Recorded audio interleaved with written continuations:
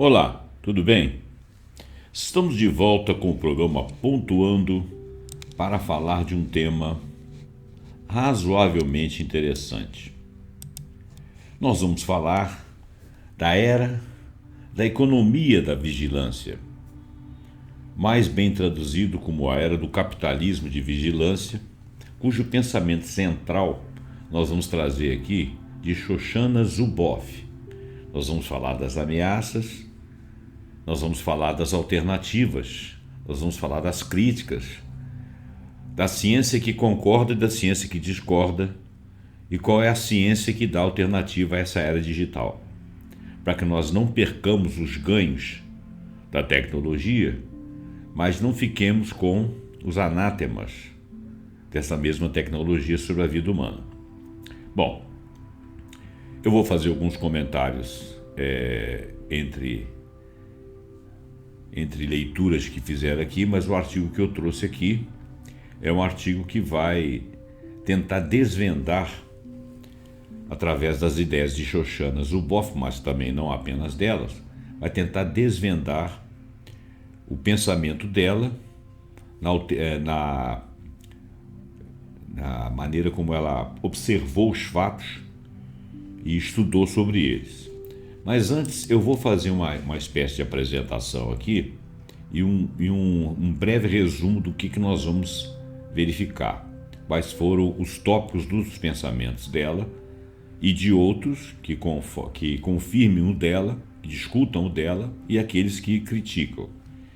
Em princípio, Shoshana Zuboff, ela é uma professora emérita da Harvard Business School. Ela cunhou o termo capitalismo de vigilância. Pelo tema todo que nós vamos verificar aqui, nós vamos ver que os sistemas de vigilância da sociedade não são apenas ligados ao sistema econômico do capitalismo. Outros países com economias diversas, com capitalismos que não são necessariamente assim como no Ocidente, também praticam a vigilância. Mas o que ele está fazendo? O que a Shoshana está propondo aqui em termos de conversa? Ela está dizendo para nós que existe uma maneira da economia atual processar os seus elementos de ganhos, os seus dados, o seu contexto, que é um contexto dentro do capitalismo, e que ela cunhou como vigilância. Nós vamos saber por quê? Porque é uma tomada de atenção sobre nós todos, sociedade humana. Então, a vigilância não é beneplácito do Ocidente, existe em várias outras sociedades, não necessariamente ligada a temas econômicos, mas também econômicos. O que ela está descrevendo aqui é um fato central. Então vamos prosseguir. Para descrever esse novo modelo econômico no qual as empresas de tecnologia, como por exemplo o Google, o Meta, fala em Meta, pensa em Facebook, Instagram, a Amazon, e outras, coletam e monetizam dados pessoais em escala massiva, transformando a experiência humana em matéria-prima para a previsão e manipulação comportamental. No seu livro The Age of the Surveillance Capitalism, de 2018, ela alerta para os riscos desse sistema com relação à nossa autonomia individual, à privacidade e à própria democracia. E ela destaca que existe um poder instrumental, ou seja, um poder instrumentalizado por essas corporações, que vai redefinir as relações de poder dentro da sociedade. E é por isso que ela está ambientada no sistema econômico do capitalismo.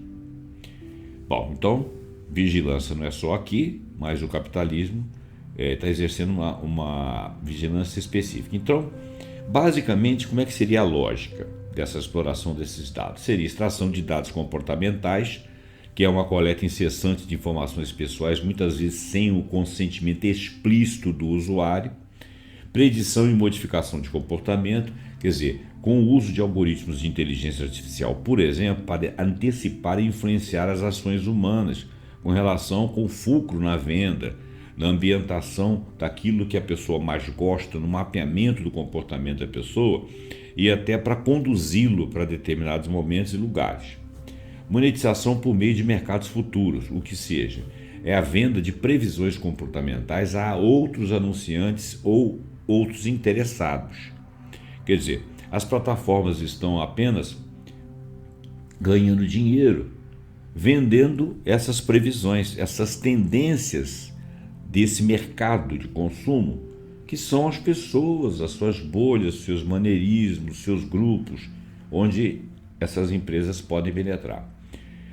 Um exemplo que ele deu aqui, da Cambridge Analytica, em 2018, demonstrou como dados de milhões de usuários podem ser usados para microdirecionar propaganda política, influenciando eleições nos Estados Unidos em 2016 e o Brexit em 2018. E quem faz esse estudo mais pormenorizadamente é o Cadwallader e Graham Harrison, que são dois autores de uma literatura aqui que fez um exaustivo estudo sobre isso aí. Muito bem. Quais que são as ameaças à autonomia e à democracia? Bem, Zuboff argumenta que o capitalismo de vigilância corrói a liberdade individual ao substituir a tomada de decisão autônoma por controle comportamental. E isso promove uma segmentação comportamental, que é a divisão de indivíduos em grupos manipuláveis. Essa tese é corroborada por Turow e outros autores já de 2015. Um discurso político manipulado, os algoritmos amplificam a desinformação e a polarização, sem critério de valor, sem juízo de valor, e esse estudo também foi corroborado pelo Vaidyanathan, parece que é um indiano, de 2018. Desculpa que eu tenho dificuldade de ler nomes assim, línguas muito estranhas, né? Erosão das instituições democráticas, porque isso promove uma concentração de poder em corporações não eleitas que definem normas sociais sem o consentimento. Essa tese é da própria Zuboff, de 2019. O exemplo, por exemplo, o algoritmo do YouTube costuma promover conteúdos extremistas, sem juízo de valor outra vez, para maximizar o engajamento. Autores como Ribeiro, entre outros, em 2020, fizeram estudos exaustivos disso aí e mostram que isso aí fragiliza o debate público. Claro que eles têm critério lá de política de privacidade, política de intenções, política de permissões, mas eles muitas vezes deixam passar certos pensamentos que são extremistas, ainda que de uma maneira calma, tranquila, educada, mas que são teses extremas a respeito de coisas que não estão necessariamente acontecendo, onde são enfatizados em contexto, são enfatizados pensamentos que não são os pensamentos adequados. E isso aí é o extremismo da fala. E eles não conseguem, de repente, ponderar sobre isso. Privacidade e poder instrumental. Zuboff diz que a perda da privacidade não é apenas sobre exposição, mas também sobre um poder assimétrico. Por que assimétrico? Porque você tem muito pouco poder diante da plataforma e muito pouco conhecimento, e ela tem muito conhecimento sobre você e muito poder de fogo, vamos dizer assim, de poder econômico. E as corporações sabem mais sobre nós que nós próprios. Então ela faz uma coleta de dados e reduz a sua capacidade de se autodeterminar, porque você fica com um mostruário de coisas somente afeitos àquele pensamento original seu, dentro da sua bolha e dentro das expectativas que a própria plataforma viu a seu respeito, sempre te sugerindo coisas correlatas e não deixa você raciocinar fora daquilo ou ter contato com outras coisas, direto ou indiretamente. É claro que você consegue fazer isso, basta você mudar de assunto, mas se você estiver ali desavisadamente e prosseguir dentro daquilo que ela te mostra, você fica sempre dentro da mesma bolha. Então ela faz uma coleta de dados e reduz a sua capacidade de se determinar ou de autodeterminação. A falta de transparência algorítmica mina a ação humana, a agência humana. Ou seja, você não sabe para que lado que o algoritmo está te mostrando, está te mandando, e às vezes ele está suprimindo coisas, não intencionalmente, mas por causa da forma dele de agir. Ele suprime coisas que você poderia procurar e coloca mais do mesmo para você ir por ali. E com isso ele verifica, ele mapeia você, mas também te mantém dentro daqueles limites. O contraponto disso aí é que alguns economistas como Eric Posner e Glenn Weil argumentam que a economia de dados pode ser regulada e ela pode ser regulada para beneficiar os usuários. Então, olha bem, os dados podem ser monetizados a seu favor. O Jaron Lanier propõe que exista uma remuneração de dados. Bom, então, as alternativas aí seriam o decrescimento digital, redução do uso de plataformas predatórias, é uma tese de Morozov, tecnologias descentralizadas, o blockchain e Fediverso, como o Mastodon, por exemplo, evita monopólios de dados, porque é uma mídia que não monetiza, que não ganha dinheiro com aquilo e não fica te monetizando. E uma regulação estrita, né? Uma teoria proposta como a Digital Service Act buscam limitar a extração de dados, que é uma tese de Zuideberven Borgesius, é um nome difícil, não sei de que nacionalidade, mas é uma tese de 2020. E um exemplo prático, a Alemanha proibiu o WhatsApp em órgãos governamentais em 2021, por preocupações com o compartilhamento de dados com o Meta, porque a empresa estava trabalhando ali dentro, os órgãos governamentais trabalhando ali dentro, tudo compartilhando coisas no WhatsApp, e aquilo ali poderia ser capturado pelas plataformas, né? Que são coisas intestinas, ou seja, coisas do interior da empresa. O futuro do humano existem riscos, o futuro humano existem riscos e esperanças, existem cenários alternativos que nós vamos estudar mais nessa outra reportagem, que é uma reportagem um pouco mais rica, que eu fiz através de alguns sites e falando sobre a própria Xoxana, né? E através do Gemini também. Bom, que é uma IA, né? Bom, o Gemini colocou o título assim: A Era do Capitalismo de Vigilância, o pensamento central de Shoshana Zuboff, ameaças e alternativas. Muito bem. A ascensão da economia digital do século XXI trouxe consigo uma transformação radical na forma como as empresas operam e lucram. No centro dessa transformação está a coleta e análise de dados pessoais em uma escala sem precedentes. Isso nós vimos anteriormente. Shoshana Zuboff, professora emérita da Harvard Business School, cunhou o termo capitalismo de vigilância para descrever esta nova ordem econômica, explorando suas profundas implicações para a privacidade, autonomia individual, o futuro da democracia na era digital. A rápida digitalização da sociedade, conforme observado, criou, no texto que ela escreveu, né, que eu já citei no outro, criou o ambiente onde a coleta e o uso de dados pessoais se tornaram cruciais para os modelos de negócio de inúmeras empresas, tornando a análise de Zuboff não apenas relevante, mas essencial para a compreensão dos desafios contemporâneos. Resta dizer que a Zuboff não é a única que fala disso, tá? Mas o estudo dela e de mais outros dois autores, que não me vem à mente aqui agora o nome deles, tem sido bastante abrangente, mas existem outros. A comparação estabelecida entre o capitalismo de vigilância e o capitalismo industrial sugere uma mudança fundamental na natureza da exploração econômica, que se deslocou da exploração de recursos naturais para a exploração da própria natureza humana, justificando uma análise detalhada de suas consequências multifacetadas. Se deslocou da exploração de recursos naturais. Sim, os recursos naturais continuam sendo explorados e vendidos, obviamente, mas a central, isso aí já é uma coisa que acontece por inércia, né? Qualquer sistema econômico está pegando recursos naturais e transformando ele em bens, entre aspas, úteis, ou pseudo-úteis, ou não tão úteis, né, à sociedade, ou dito como úteis, independente do valor de julgamento.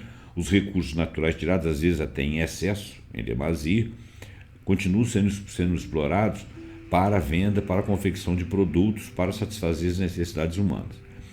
Mas isso aí já é uma coisa que já acontecia no capitalismo industrial. Isso continua havendo. Hoje a economia é um pouco mais mecanizada, a exploração do trabalhador ainda é grande, os salários ainda são baixos, ainda tem aquele negócio da mais-valia, etc, etc. Tudo isso pode ser avaliado. Agora, hoje é mais central, por causa dessas plataformas, que a natureza humana está sendo explorada, porque para você formalizar consumidores fiéis em que você vai pegar essa exploração da natureza transformada em produtos, transformada em serviços e mandar para alguém, esse alguém é que está sendo explorado na sua capacidade humana, justificando então uma análise detalhada das consequências multifacetadas. Nós vamos entender como é que se dá isso aí.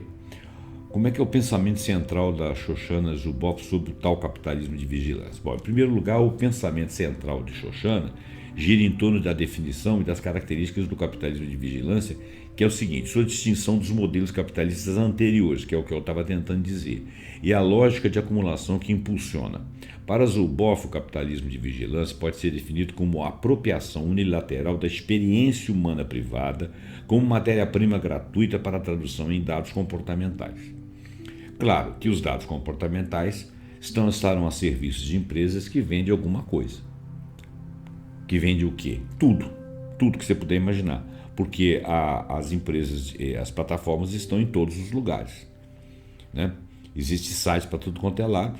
E eles estão vendendo dados para infinitas empresas para saber quais são os gostos das populações, dos indivíduos, e como é que você aprisiona um mercado naquele produto, como é que você faz aquele mercado ali escravo da sua produção. Mais ou menos isso, não é exatamente assim, né?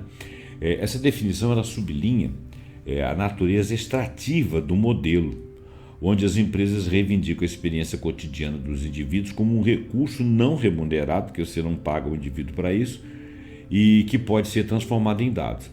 Um conceito fundamental nesse contexto é o de excedente comportamental. Não existia lá o excedente de trabalho, o mais valor? Aqui é o excedente comportamental. Isso se refere aos dados excedentes coletados além do necessário para a melhoria dos serviços oferecidos. Esses dados coletados além do necessário, em que termos que eles se estabeleceriam, né? Quer dizer, os termos assim, tudo que tem na sua vida e mais um pouco, e mais alguma outra ideia que você poderia ter, estaria automaticamente associada ao algoritmo da plataforma, buscando, e da inteligência artificial, buscando o seu perfil atual, possível, provável e futuro, e das suas ligações. Eu vou dar um exemplo aqui, que não é exatamente... É quase isso, não é exatamente, mas é quase isso. Por exemplo, a minha esposa tem um plano de viagens. Esse plano, nós estávamos querendo ir para Porto Seguro, na Bahia. E eu iria de carro, para explorar a estrada, verificar os lugares, as passagens, né? Faria por duas estradas alternativas, pararia no meio, parará. Bom, quem tinha o plano era minha esposa, quem fez o plano lá e falou o que queria e o que não queria foi ela, e eu comecei a pesquisar rotas para nós irmos por terra. De repente, tinham tantos dias para eu viajar, e veio no meu e-mail, nas minhas plataformas, no meu YouTube, no meu Google, onde eu entrasse, alternativas, lugares por onde que eu iria passar, e uma hora veio uma notícia assim: você está há tantos dias para a sua viagem para Porto Seguro. Eu falei assim: eu não disse para você que eu ia para Porto Seguro, que papo é esse? Né? Eu comecei a pensar nisso. Aí eu fiz aquela síntese. Esses caras sabem que eu sou casado com a minha mulher. Ela fez um plano lá e eu estou pesquisando rota de viagem aqui. Lugar de parar, melhores hotéis, parará. E obviamente que eles já vieram me oferecer porque eles cruzaram dados. Então isso aí é a coleta de dados além além do razoável, né? Por quê? Porque ele começou a cruzar dados. Quer dizer, ele não fez isso comigo, ele faz isso naturalmente, o algoritmo, ele vai cruzando dados de todo mundo. Se tivesse um grupo de amigos e ele descobrisse que nós somos amigos, que 2 ou 3 estivessem falando sobre uma determinada viagem, era capaz de ele soltar plano de viagem para todos eles. Ou propaganda de hotéis, de resorts, de restaurantes, de outros planos. Entende? Então, essa coleta de dados, ela vai além. E ela é uma coleta de dados que ocorre de maneira frequentemente oculta e indetectável, que foi o caso que aconteceu comigo, operando nos bastidores das interações digitais. E é por isso que ele diz que os serviços, isso é um excedente comportamental, que se refere aos dados excedentes coletados além do necessário para a melhoria dos serviços oferecidos. Não sei se melhoria, mas sim de oportunidade. Né? Ele não está pensando em melhoria para mim, ele está pensando em oportunidade para alguns que ele está vendendo.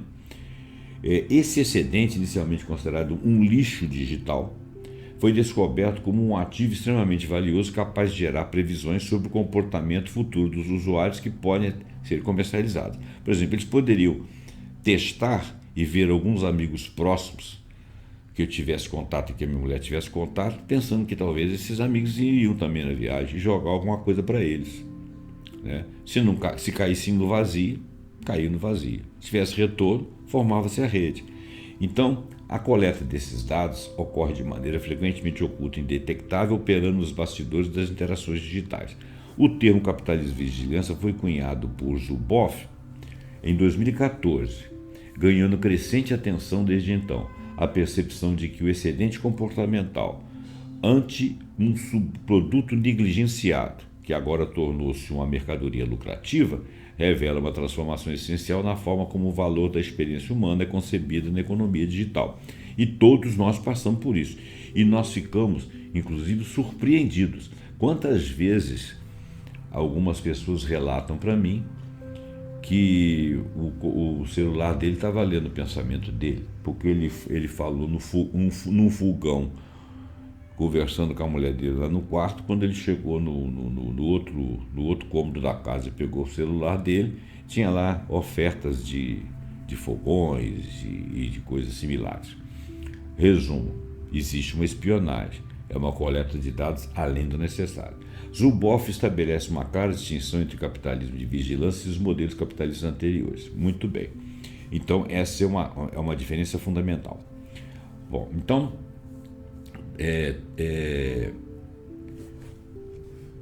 continuando a leitura aqui, Zuboff estabelece então uma clara distinção entre o capitalismo de vigilância e modelos de capitalismos anteriores, notavelmente o capitalismo industrial. Enquanto o capitalismo industrial explorava principalmente a natureza e dependia das populações como consumidores e trabalhadores, o capitalismo de vigilância se alimenta das populações que são simultaneamente fontes de dados e alvos de influência, que não são necessariamente consumidores diretos e não são necessariamente trabalhadores diretos, mas uma gama de pessoas que eventualmente nem seriam consumidores daquele produto, mas não necessariamente os consumidores diretos do produto, que é o que eu disse, segundo da previsão. Zuboff traça uma analogia sombria do capitalismo industrial, que explorou a natureza com consequências ambientais devastadoras, e o capitalismo de vigilância, que explora a natureza humana com o potencial de estabelecer uma ordem totalitária. A diferença fundamental reside na fonte de lucro. A exploração dos recursos naturais e o trabalho do capitalismo industrial contrasta com a captura e análise e venda de dados comportamentais no capitalismo da vigilância. Essa comparação com o capitalismo industrial, especificamente, e a analogia com a exploração da natureza, ilustra a magnitude e o potencial destrutivo do capitalismo de vigilância para a autonomia e para a liberdade individual. A lógica de acumulação do capitalismo de vigilância é intrinsecamente ligada à previsão do comportamento humano. A capacidade de antecipar o que os indivíduos farão, sentirão ou desejarão se tornou o principal motor para a acumulação de capital nesse novo paradigma econômico. Para facilitar essa lógica, surgiram os mercados de futuros comportamentais, onde as previsões sobre o comportamento humano são compradas e vendidas para empresas com interesse comercial em influenciar esses comportamentos. Então é mais do que você estudar o comportamento futuro, é também influenciar para que esse seja o futuro. Essa dinâmica impulsiona uma busca incessante por mais e mais dados, com o objetivo de aprimorar a precisão das previsões e refinar a capacidade de modificar o comportamento dos usuários se eles acharem necessário. E vão sempre achar, porque um usuário é sempre um consumidor em potencial. Neste contexto, a produção tradicional de bens e serviços se torna subordinada a essa nova lógica, meios de modificação comportamental, onde o objetivo final é influenciar as escolhas e as ações do indivíduo para gerar lucro. A transição de um modelo de negócio que buscava alinhar a oferta e a demanda às necessidades individuais para uma lógica de monetização acelerada através da previsão e manipulação do comportamento demonstra uma clara priorização do lucro em detrimento da autonomia e da liberdade das pessoas, do usuário. Então é uma ameaça à autonomia individual e uma ameaça à democracia. O capitalismo de vigilância representa uma ameaça fundamental à autonomia individual e às instituições democráticas. Por quê? A autonomia individual é minada pela capacidade do sistema de prever de forma sutil modificar o comportamento dos indivíduos. E Zuboff introduz o conceito de instrumentarianismo, ou seja, um poder instrumental para descrever essa capacidade de utilizar a tecnologia para instrumentar o comportamento humano com o propósito de modificação, previsão, monetização e controle. Esse poder se manifesta na mudança de um modelo de monitoramento passivo para uma área de atuação ativa. Quer dizer, ele não está só observando o consumidor e dando uma oferta para ele de serviços ou uma oferta de produto ou procurando ele, não. Ele está monitorando aquele que se encontra passivo, ou seja, existe uma atuação ativa onde os capitalistas da vigilância aprendem a sintonizar, conduzir e condicionar o seu comportamento através de sinais subliminares, recompensas e punições, direcionando para resultados que maximizem lucros. Isso resulta na erosão do direito ao futuro tenso. A capacidade essencial para o livre-arbítrio que permite aos indivíduos projetarem-se no futuro e tomar decisões significativas no presente. E não está o tempo todo sobre um futuro preso, ali já pré-determinado. Além disso, o capitalismo de vigilância, ele fomenta uma crescente dependência tecnológica, ao mesmo tempo em que fecha as alternativas para aqueles que desejam evitar essa influência. É verdade. Por exemplo, se você não tem moeda física, você depende de um cartão que alguém te dá ligado a um banco que aceita e que te dá crédito, né? Se ele tirar seu crédito, ele está te condenando ao ostracismo. Se ele não te der o cartão, você não tem como pegar seu dinheiro. Se ele limitar o seu saque na conta, mas ele não pode fazer isso. Dependendo do horário, ele pode sim, dependendo do que estiver acontecendo no país.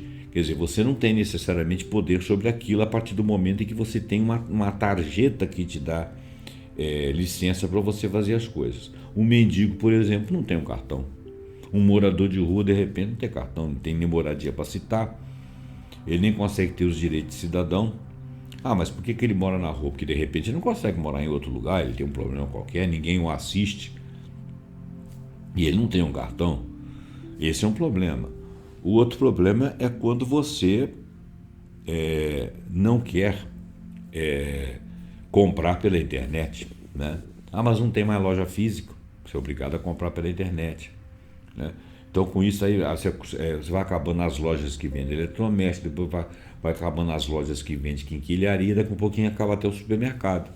Por quê? Porque você pode fazer a compra em casa, é só manter estoque em algum lugar, meia dúzia de pessoas ensacam aquilo ali rapidamente, faz como o Mercado Livre faz onde ele mantém seus silos lá, o lugar onde tem as suas mercadorias. As pessoas ficam trabalhando lá, pegando mercadoria, colocando em determinados nichos e de repente sai correndo para poder montar a carga para poder entregar 2, 3, 4 horas o mais rapidamente possível. É um grande atacado que está fazendo o quê? Está acabando com os atacados, com as lojas. Então, com isso, ninguém aluga a loja, as pessoas não andam na rua, não existe um comércio que você possa experimentar as coisas. O que chega na sua casa não necessariamente te agrada, para você devolver é muito complicado. E você está comprando ali à distância de um clique e vai receber na sua casa. E você não quer agir assim, você quer ir na loja, você quer escolher, você quer conversar com o vendedor, você quer experimentar. Ah, mas não existe mais lugar para isso. Por quê? Porque ele quer que você seja um consumidor e ele está vendendo aquilo para você. De repente, nós não vamos precisar nem de comprar roupa, porque a gente não vai sair de casa. Para que ter roupa? Pode ficar pelado dentro de casa. Não é não? Bom, então vamos lá. A comparação do instrumentalismo com a teoria behaviorista de Skinner revela uma visão de seres humanos como entidades redutíveis a seus comportamentos e reflexos, uma premissa fundamental para a lógica da modificação comportamental inerente ao capitalismo da vigilância. Ora bem, o Skinner ele achava que deveria instrumentalizar a pessoa para livrá-la lá dos seus problemas, para estar dentro da ordem social. Era uma visão de fora, não era a visão de dentro do indivíduo, libertando ele de uma necessidade qualquer, de um pensamento recorrente ou de uma dificuldade na vida. Ele queria simplesmente que esse cara tivesse um comportamento instrumentalizado dentro da sociedade, ou seja, ele queria esse indivíduo para a sociedade e não para resolver o próprio problema. Essas teses behavioristas foram combatidas durante vários tempos, porque eram técnicas manipuladoras que moldavam as pessoas. E, de certa forma, o que está havendo hoje tem muito a ver com a teoria behaviorista, ou seja, a teoria comportamental. Então, o poder instrumental, diferentemente das formas tradicionais do poder que se baseiam na coerção direta, ele opera de uma maneira insidiosa na sociedade digital. Ele está no comando, ele ele tem um poder sobre você, mas ele te instrumentaliza para exercer esse poder. Ele não o faz diretamente, nem usa de autoridade, nem é um poder vertical. Ele não depende de força. Ele molda o comportamento do usuário através de nudges digitais sutis, projetados para influenciar suas escolhas e ações. Os algoritmos das plataformas digitais desempenham um papel crucial nesse processamento, garantindo o engajamento contínuo dos usuários e direcionando-os para as opções que beneficiam as empresas e não o usuário, muitas vezes em detrimento da autonomia do usuário. É onde eu te digo que quando ele tem um poder sobre você, ele não te dá alternativa, e você está dentro da alternativa dele. Mas eu quero escolher roupa. Tá, mas eu não estou te dando a sua alternativa. A roupa que você escolhe está aqui na plataforma, tem essa foto aqui. Tamanhos tais, tais e tais. Com as cores tais, tais e tais, e acabou. Ah, mas isso não ficar bem para mim, se eu colocar no espelho, isso é um outro problema. É assim que nós queremos, não é o que você quer, é o que nós queremos. Só que eles não usam essa forma de poder. Isso é feito de uma maneira insidiosa. Ele te joga todo momento aquilo ali e diz que está à distância de um clique. Você não está pensando em problema social, você não está pensando em desemprego, você não está pensando que você não está escolhendo. Você começa a dizer que aquilo ali é prático, porque aquilo ali é rápido, chega na sua casa. E quantas vezes não chega na sua casa uma coisa que não é o que você gosta? E quantas vezes você não preferia comprar aquilo ali fazendo um deguste daquela coisa? Nada disso é pensado. Porque é a maximização do lucro, é o lucro que existe também na velocidade. Então, esse poder de instrumentação se manifesta de diversas formas, tanto para fins comerciais como para direcionar o consumo, quanto para fins políticos, consumo de ideias políticas, que é como influenciar o comportamento eleitoral. E já fizeram isso aí na eleição de alguns presidenciáveis, e de alguns deputados e senadores. Vamos lá. A distinção entre o poder coercitivo tradicional e o poder instrumental, que atua de forma mais velada e frequentemente inconsciente, subreptícia, torna a resistência ao capitalismo de vigilância um desafio complexo. As instituições democráticas também enfrentam uma ameaça significativa por parte do capitalismo de vigilância. A concentração sem precedentes de conhecimento e poder nas mãos de pequeno número de empresas cria um desequilíbrio fundamental na sociedade da informação. A autonomia individual é essencial para o funcionamento de uma democracia e é erodida pela constante manipulação do comportamento, diminuindo a capacidade de julgamento moral e o pensamento crítico dos cidadãos. O uso de dados para a segmentação política e a influência no comportamento do eleitorado, exemplificado pelo escândalo da Cambridge Analytica, demonstra o potencial de minar os processos democráticos. Além disso, a disseminação de desinformação em larga escala, impulsionada pela lógica econômica do capitalismo de vigilância, representa um sério desafio para a formação de uma opinião pública bem informada, com critério. A colaboração entre empresas de capitalismo de vigilância e governos, especialmente em agendas de segurança, levanta preocupações adicionais sobre a responsabilização democrática e o risco de uso indevido de dados para fins de controles sociais. Perigoso, né, gente? Complicado.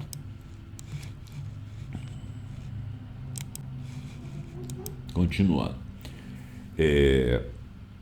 Essa coleta ocorre como um subproduto das atividades online dos usuários. Ela abrange uma vasta gama de informações, desde consultas de pesquisa e históricos de navegação até interações em redes sociais e dados de localização. Quer dizer, você é mapeado de diversas formas e sempre de forma competente, né? A expansão da coleta de dados se estende para além do ambiente online, englobando a internet das coisas, olha só, e diversos dispositivos inteligentes que monitoram e registram aspectos da sua vida cotidiana dos indivíduos, né? Uma característica marcante desse processo é a falta da transparência em relação a quais dados são precisamente coletados e como são utilizados pelas empresas. Você não sabe. A analogia entre lógica do capitalismo de vigilância e as salas de espelho único ilustra a simetria de poder e conhecimento entre as empresas e os usuários, onde a vigilância ocorre de forma unilateral e oculta, sem que os usuários tenham plena consciência do que está acontecendo. É verdade. Essa coleta incessante de dados tem consequências diretas e profundas para a privacidade individual, resultando em uma crescente perda de controle sobre as informações pessoais. A erosão da privacidade é de fato uma consequência inerente ao modelo de negócio desse tipo de capitalismo, onde a extração de dados são essenciais para a geração do tal lucro. A privacidade deixa de ser um direito fundamental a ser protegido para se tornar um campo de batalha onde as corporações lutam para extrair o máximo de dados possível. A dificuldade de optar por sair desse sistema é notável, uma vez que muitas atividades essenciais da vida atual exigem a participação em plataformas que operam sob a lógica do capitalismo de vigilância.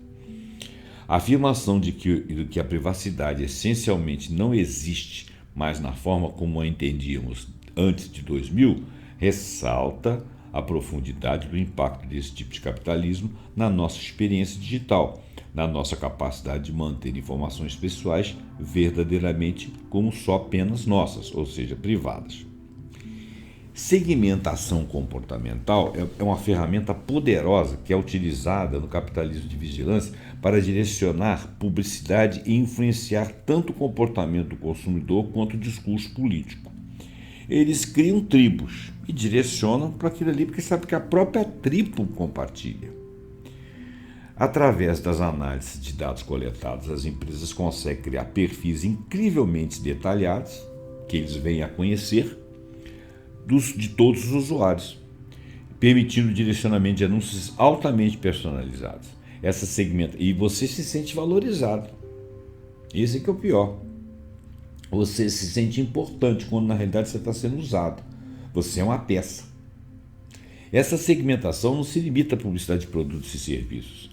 ela também é utilizada para influenciar o comportamento do consumidor de maneira mais sutil, como no caso do direcionamento de jogadores de Pokémon Go para locais específicos. No âmbito político, a segmentação comportamental permite o direcionamento de mensagens políticas específicas para grupos de eleitores específicos com alta precisão, com o objetivo de influenciar suas opiniões e votos naquele candidato, de repente, ou naquela sigla. A capacidade de micro-targeting oferecida pelo capitalismo de vigilância representa um avanço significativo em relação aos métodos tradicionais de publicidade e propaganda política, com implicações importantes para a forma como as mensagens são construídas, disseminadas e recebidas. Bom, qual que é o impacto no discurso político e nas instituições democráticas? Olha, o capitalismo de vigilância exerce uma influência significativa sobre o discurso político através de diversos mecanismos, incluindo disseminação de informações e exacerbação da polarização. A capacidade de direcionar desinformação em larga escala para influenciar a opinião pública é uma das maiores preocupações associadas a esse modelo econômico. E o mais interessante, você encontra pessoas que são capazes de criar eventos na cabeça dele e passar com realidade na maior cara de pau, com todo semblante consternado, dizendo para você daquilo dentro de um contexto de uma coisa que ele sabe que não existiu. Mas ele vai falar assim mesmo. E vai bater naquela tecla. É a famosa pós-verdade. Uma mentira dita 1000 vezes torna-se uma verdade. Então, capacidade de direcionar desinformação em larga escala para influenciar a opinião pública é uma das maiores preocupações associadas a esse modelo econômico. Os algoritmos empregados pelas plataformas digitais desempenham um papel crucial nesse processo, muitas vezes amplificando conteúdo que tende a gerar mais engajamento ainda, mesmo que seja polarizador ou contém informações falsas. Não interessa, eles querem engajar o indivíduo. Em alguns casos, os dados comportamentais têm sido utilizados para suprimir o voto em determinados grupos demográficos, representando uma manipulação direta do processo democrático, ou seja, o cara se abstém de votar.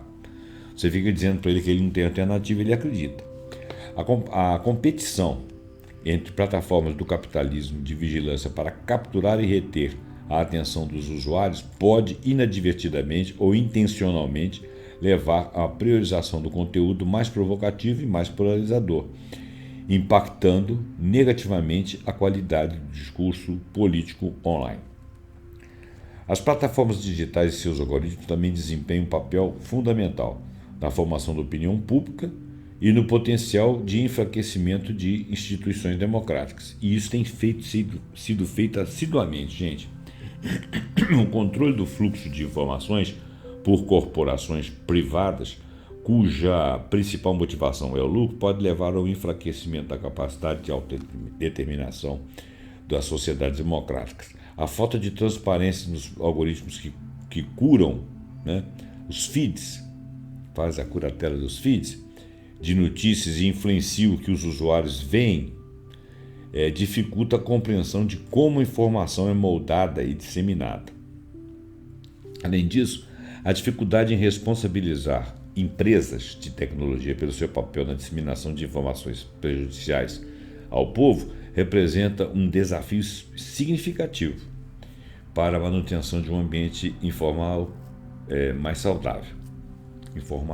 mais saudável. Essa cegueira para o design dos sistemas do capitalismo de vigilância, onde os mecanismos internos de coleta e uso de dados são deliberadamente ocultos dos usuários, é claro, dificulta ainda mais a responsabilização e o controle democrático dessas tecnologias. Existem diversos exemplos de como o capitalismo de vigilância tem sido utilizado em contextos políticos, particularmente nas eleições. O uso de dados da Cambridge Analytica na eleição de 2016 dos Estados Unidos e o referendo do Brexit no Reino Unido são duas causas ou exemplos ou casos emblemáticos de como a segmentação comportamental pôde ser explorada para influenciar o eleitorado e chegar-se à conclusão que essas plataformas queriam. O direcionamento de anúncios políticos específicos para eleitores indecisos, com base em seus perfis comportamentais, demonstra a sofisticação das técnicas de influência disponíveis. Há também alegações de que as campanhas políticas utilizam dados para dissuadir certos grupos demográficos de votar, representando assim uma forma de ascensão ou de supressão eleitoral e que é direcionada. Bom, o fato é que a gente começa a observar que o capitalismo de vigilância ele converge para interesses políticos, normalmente mais os liberais, né, representando uma ameaça particularmente séria para a democracia, porque ele sugere o potencial para manipulação de informação em benefício de agendas que são mais autoritárias, porque são agendas de controle, e agendas ligadas ao poder, né? E claro que isso aí poderia ser ligado ao Estado também, né? Poder do Estado. De certa forma, indiretamente porque se você está trabalhando com o poder dos grandes, os grandes normalmente se incrustam e têm mais facilidade de manipular o Estado. Bom, expectativas para o futuro e os riscos de um futuro moldado pelo capitalismo. A Zuboff expressa sérias preocupações sobre o futuro da sociedade sob o domínio do capitalismo de vigilância. Ela antecipa um futuro onde a autonomia e a democracia serão ainda mais minadas pela incessante coleta de utilização de dados pessoais para prever e controlar o comportamento humano. Ela alerta também para a possibilidade de um cenário de fusão onde o poder estatal com inclinações autoritárias se une às capacidades digitais das corporações de capitalismo de vigilância, criando um sistema de controle sem precedentes. Eu acho que isso já acontece ainda um pouco timidamente aqui no Ocidente, mas já acontece em outros lugares do mundo. Existe um risco real de que o capitalismo de vigilância se torne uma força dominante na sociedade, moldando o futuro digital de maneira a comprometer fundamentalmente a liberdade e a autonomia individual. A comparação feita por Zuboff entre o capitalismo de vigilância e o totalitarismo do Big Brother destaca-se no seu temor de uma sociedade onde a vigilância é onipresente e a modificação comportamental levam a uma perda irreparável da liberdade individual. O risco da liberdade e autonomia individual serem severamente comprometidos é grande, né? Bom, a possibilidade de um surgimento de uma colmeia controlada por interesses puramente comerciais é uma das visões mais sombrias para um futuro apresentada por Zuboff. Isso aí descreve um futuro de conexão total. Nós estamos conectados, hiperconectados. Poxa, a que custo, né? E essa sedução sobre o indivíduo de que eu estou conectado, com promessas de certezas máximas, tendo busca do lucro máximo, mas com um custo elevado para a democracia e liberdade. Porque, de repente, essas plataformas azeitam outras empresas menores ou o próprio usuário na sua vida. Mas o custo é a liberdade, porque você só consome aquilo para aquilo que você é direcionado, você de repente não conhece outras realidades, para que você não faça uma transição, uma transgressão que possa perturbar a ordem vigente, e a ordem é do lucro e da manipulação. E essa manipulação pode chegar à manipulação de conceitos políticos também, visando poderes. E quem seriam os poderes? Seria o dinheiro e o poder de comando, né? E esse comportamento seria sempre previsível e controlado para atender os imperativos comerciais. Olha bem, não tem alguém aqui que está. Eu estou procurando aqui. A literatura acadêmica apresenta críticas, é isso que eu queria saber, e perspectivas contraditórias sobre o capitalismo de vigilância. Algumas críticas apontam para o que considero um determinismo tecnológico, ou seja, nós não vamos nunca mais sair disso, né? Acabou, fez assim, então a resposta é essa. Mas eu acho que ela não está sendo pessimista, ela está fazendo uma denúncia, né? E mostrando que o futuro pode ser ruim se ninguém se mover. Alguns argumentam que o conceito capitalista de vigilância não é totalmente novo, né? E que Zuboff negligencia trabalhos acadêmicos anteriores que já abordavam temas semelhantes. Isso não é totalmente verdade, porque ela própria, no livro dela, faz citação de outros autores, tá? Mas, de repente, ela não cita como alguém que já tinha concebido um pensamento, né? Há também perspectivas que veem o capitalismo de vigilância mais como uma evolução do capitalismo tradicional do que uma ruptura radical, questionando a sua caracterização como algo totalmente inédito. Sim, mas de qualquer maneira é pernicioso. Algumas análises criticam a falta de clareza na definição do conceito e a ausência de soluções práticas concretas propostas por Zuboff.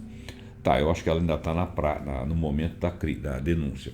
As críticas ao trabalho de Zuboff, como a alegação de que ela superestima a novidade do conceito e negligencia na literatura existente, indicam que, embora seu trabalho seja extremamente influente, ele não está isento de um debate com diferentes interpretações dentro da comunidade. Mas existem alternativas, que essa é que é a ideia. Na vida moderna, olha, diante das preocupações levantadas por esse tipo de capitalismo, a literatura acadêmica e outras fontes têm explorado modelos alternativos para a organização da sociedade digital, que inclusive já citei, com o objetivo de preservar a privacidade e a autonomia. Uma das áreas de foco é o desenvolvimento de modelos de governança de dados que sejam mais centrados no indivíduo e na coletividade, ou seja, estejam sob o poder do indivíduo e da coletividade, permitindo maior controle sobre a coleta e o uso de informações pessoais. Ou seja, o camarada não tem acesso àquilo ali, e se ele tiver acesso ele tem que te pedir permissão, e de repente você vende o dado para ele, já que ele vai revender lá na frente, você vende para ele, né? Você vende a sua atenção, o seu dado, os seus pormenores, você está ganhando, e ele vai vender para terceiros. Além disso, há um crescente interesse em tecnologias que preservem privacidade, como a criptografia, peraí que a palavra aqui me fugiu. A anonimização de dados, ou seja, os dados que estão passando seriam anônimos, que podem oferecer aos usuários maior segurança e controle sobre suas informações digitais. A ideia de infraestruturas digitais descentralizadas e federadas também tem sido proposta como alternativas a modelos centralizados do capitalismo de vigilância, permitindo um pouco mais de autonomia e privacidade. Regulamentações, mais rigorosas, leis de proteção de dados, são vistas como ferramentas essenciais e difíceis de implementar. Nós estamos discutindo isso aí já há algum tempo. A crescente discussão sobre a interoperabilidade das plataformas como uma forma de reduzir esse poder monopolítico, ou seja, deles ficarem trocando informações entre si em detrimento do nosso gosto, do nosso ok, ter um poder de monopólio,